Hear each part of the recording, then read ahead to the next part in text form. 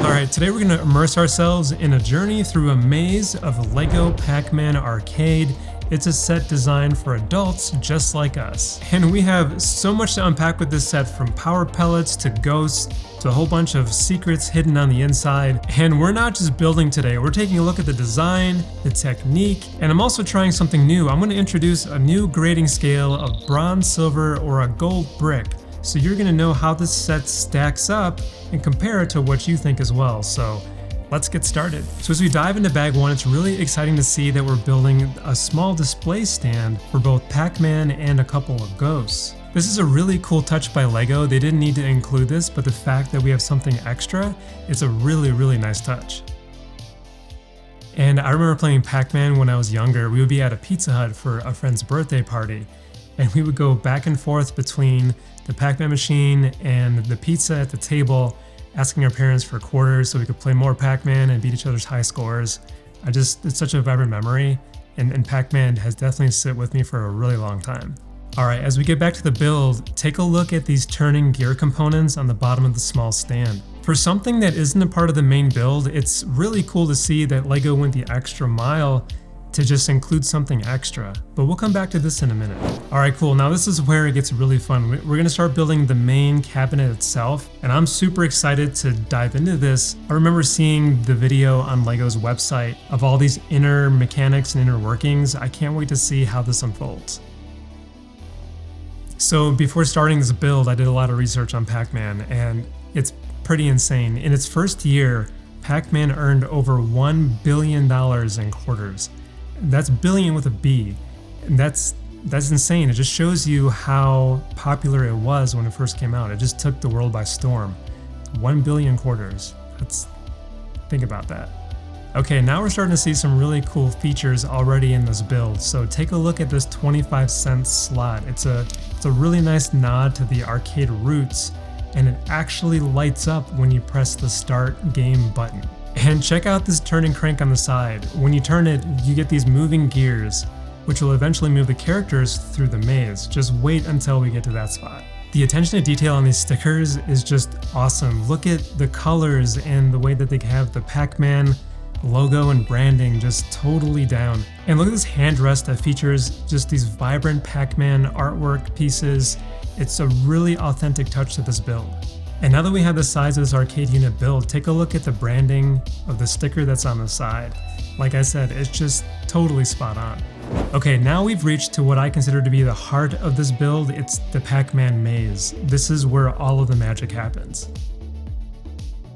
So while going through my research, I also found out that the original creator, Toru Iwatani, designed this maze to be both a playground and a battleground. He wanted there to be colorful fruits and ghosts and this sense of adventure, danger around every turn.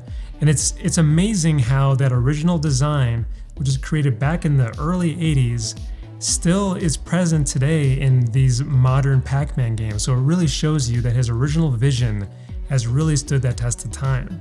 So as we put together this maze, it really tests your patience. There are over 120 pegs that you need to pop in that represent the pellets that Pac-Man eats. It's really kind of tedious, but at the same time, when you're done, it's very fulfilling. But there's a lot of aspects of this build where you really gotta pay attention. It's not like a quick and easy build. You really have to focus when you're building this maze piece. There's so many pieces that are involved. But then once you're done, you can really see that the maze is starting to take shape. I mean, just check out how these characters are moving through thanks to these chain-linked mechanics. It's so impressive how these designers came up with this design. Okay, let's take a look at the accuracy of this. And as you can see, the LEGO design team has done an amazing job faithfully recreating this maze's layout. It's not just a vague resemblance. I mean, this is like true to life representation down to the smallest detail. Okay, let's get back to that small display stand we were building earlier, but I do want to say thank you to our Patreon members. You helped contribute towards this set and you make these videos possible. So thank you so much. If you want to come join our journey, links are in the description down below, but let's get back into the set for now. Okay, now that we've conquered that crazy maze, let's bring Pac-Man and his ghost enemies to life. So if you don't put any quarters into Pac-Man and you just kind of wait for a bit, it'll show you the names of the ghosts. You have Blinky, Pinky, Inky, and Clyde. And what's cool is each ghost has its own personality and movement pattern, which I didn't know until I was much older. And now when I play Pac-Man, I can see that each ghost moves in its own little way. So once again, a really cool touch by the original creators. So check out this little stand. It goes from the ghost chasing Pac-Man to hitting a mechanism in the back that flips it around to where Pac-Man is chasing the ghost. I love the design of it, and the interactivity is just next level stuff. This is beautifully done. LEGO didn't need to include this small display stand, but they did, and they designed it very well. I love the interactivity. It really goes with everything else. Amazingly well done. But let's get back to the other part of the build. Alright, now we're building these high score placeholders, and this is not just a static display piece, it's an interactive part of the set. Just another touch of genius by the LEGO designers. So yeah, I was there when high scores were a big deal, and they really were. It was your bragging rights. It would show your test of skill, persistence, and dominance of that arcade cabinet. You'd spend so many quarters to get that high score. And I remember just walking by in an arcade and stopping in to see if my high score was still there. It didn't happen very often, but when it did, what an amazing feeling. So the techniques involved with these high score mechanisms are just astounding. Look at how they turn. And as we attach this high score component to the maze, I have something really cool to show you that LEGO is including in this set. They actually included a tiny scaled down minifigure scene of someone playing a Pac-Man arcade cabinet.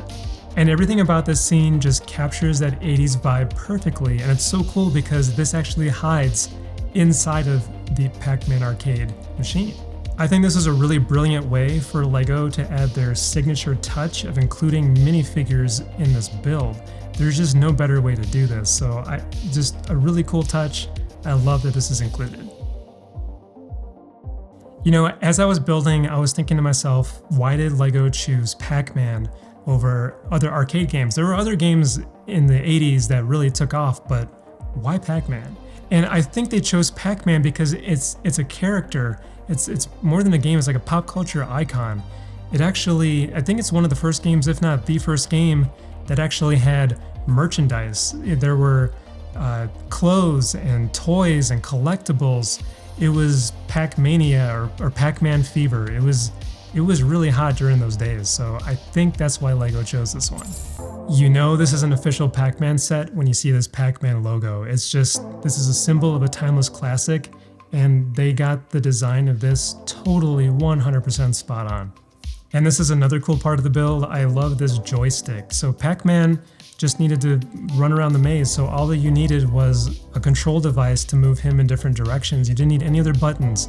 It's another reason why Pac-Man was so popular. It was just very easy to play. Anyone could play it. It was easy to learn, hard to master, a lot of strategy involved. That's just why it took the world by storm. And when you look at every aspect of this build, from the stickers to the branding, the logos, the maze, the controls, everything is just, it's so authentic. LEGO really knocked this one out of the park. So how does this set stack up? I mean, is it going to earn a gold brick? Well, first of all, if you take a look at the accuracy of the designs, all the techniques that are involved are truly next level stuff. All the mechanisms, all the gearings inside, the way the characters move around the maze are incredible. There's a lot of hidden secrets and Easter eggs. You get an additional small stand that's included, so LEGO really went above and beyond with this set. So this easily earns a gold brick in my book. It's just an incredible build. If you're a fan of Pac-Man, this is a must-have. The build was a lot of fun. You gotta really pay attention to it, but one of the coolest builds that I've been a part of. This set is very unique, and it's an amazing tribute to a game that defined an era.